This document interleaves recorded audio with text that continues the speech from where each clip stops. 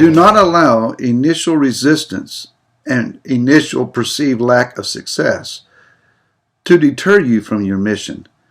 Hi, this is Barry Phillips with 10-Minute Torah, continuing in the third day of our era, and I appeared.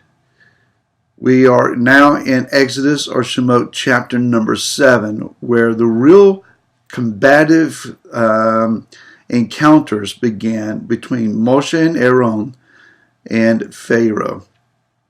As we open up in chapter 7, we read, "And Yahweh said to Moshe, See, I have made you an Elohim to Pharaoh, and Aaron your brother is your prophet.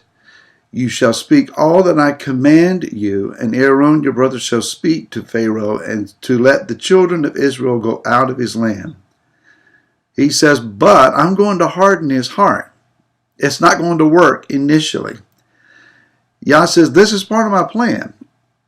His hardening of heart is to open up the battleground to my advantage. Oftentimes we find ourselves trying our first steps at what Yah has commanded us to do. We learn all the wrong ways to do what we have been called to do. We find all of the failures that are available to us.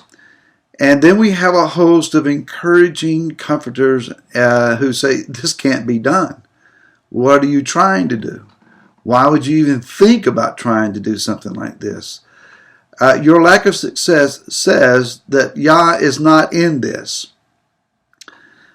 When I came out of the pastorate of the church, the last church that we led, and began House of David, I was given encouragement on one hand and a lot of resistance on the other. A lot of folks that I loved and depended on shook their heads sadly at me and basically were thinking he's lost his mind. Why would he give up decades in the church that he's invested in leadership? He's just beginning to get somewhere. Why are you doing this? But you know, when you've heard the voice of Elohim, and you've heard that clearly, when you know down in your knower, that's the only way I know how to put that.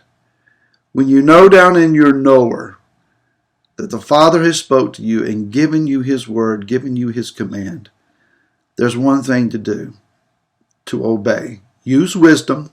Don't be obnoxious. Don't be foolhardy. Don't take stupid steps unnecessarily. Walk before him and walk and take the steps as he directs. Don't knock down doors and say, well, I'm called of Elohim, I've got to go. Knock at the doors. Let Yah open them. This is a trial for us as much as it is anyone else, to walk out faithfully what the Father has given to us to do. Now, when Pharaoh saw these two men come in, he probably very easily recognized who Moshe was. He may have taunted him. He may have threatened him. He may have accused him. But he only saw them as mere men, while when he looked in the mirror, he thought of himself the human incarnation of the sun god Ra. He thought he was infallible. His edict, his word, was to be carried out without question, and that he could make no mistakes. He believed himself to have powers that no human possesses. And at the same time looking at Moshe and Aaron and thinking, they have nothing on me at all. Yah does indeed choose the weak, the foolish, the frail in this world to confound the wise. So let's understand a very, very important principle here. And that is that in pagan theology and understanding of their relationships with their idols, they predominantly seek to appease whatever god they think lurks behind the stone or wooden structure. They offer blood, they offer food, they offer service, they offer whatever they believe their idol requires of them to feed them, gratify them, satiate them, give them whatever they want, so that in turn, in the bargain, that the idol will not harm them. Again, it is an exercise of appeasement. Our relationship with Elohim must not be so. We must not deal with Yah as seeking to appease him lest he become angry and annihilate us. Yah is not about our annihilation.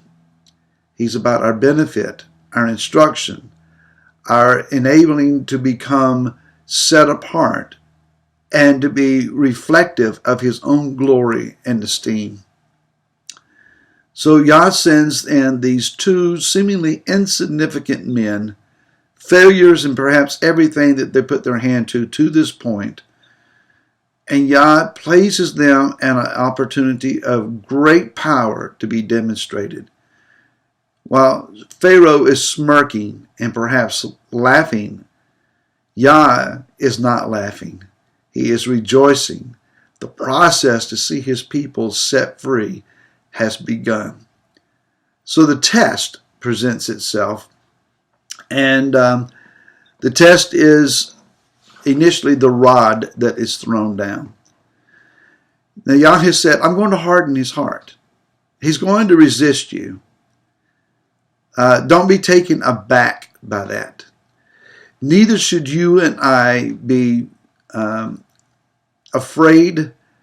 Neither should we throw up our hands and say, we might as well quit. This didn't work. More often than not, your initial attempts to follow through on your dream, on your vision, on your calling, on your anointing is not going to go very well. Very few times do we see someone come right out in their first attempts of obedience and it all worked wonderfully. If you read the book of Acts, they were imprisoned, they were ridiculed, they were whipped, they were stoned. They were met with all sorts of resistance, but they held steadfastly to their calling. The prophets prophesied and did so with great authenticity and great anointing.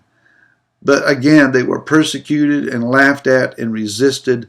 Many of them, while they were yet alive, their words were rejected. And it's only now that we're beginning to see the power of what it was that they were hearing and speaking and recording for us. Stay faithful to your mission. Aaron throws down the rod. It becomes, as the Hebrew says, latanin. And more often than not, this is interpreted as serpent. It can also be interpreted, among other things, as dragon. It can be interpreted as snake. In Isaiah, Yeshayahu, chapter 51 and verse 9, it's translated as crocodile. Interesting.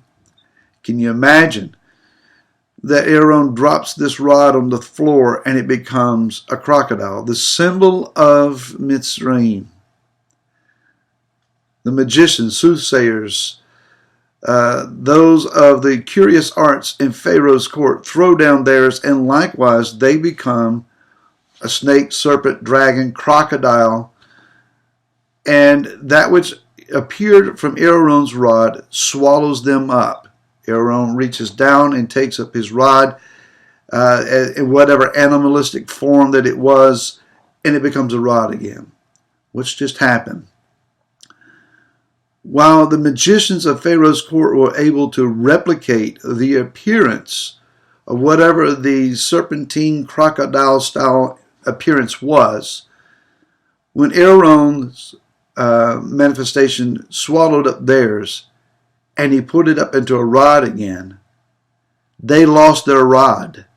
They lost the symbols of their authority. It was swallowed up in the authority of Elohim. My friend, Yah is looking for a people. He's looking for an individual who is willing to use what is in their hand and use it faithfully, powerfully, trusting him for the anointing and the ability to do what you're called to do, so that he may swallow up the power of our adversary as it is displayed in the earth and society around us. Don't be afraid. Now is our time to act. Now is our time to stand up and be the Elohim even in exile. The anointing is available. The calling is being offered. Where are the people who will hear and who obey? Until tomorrow, shalom.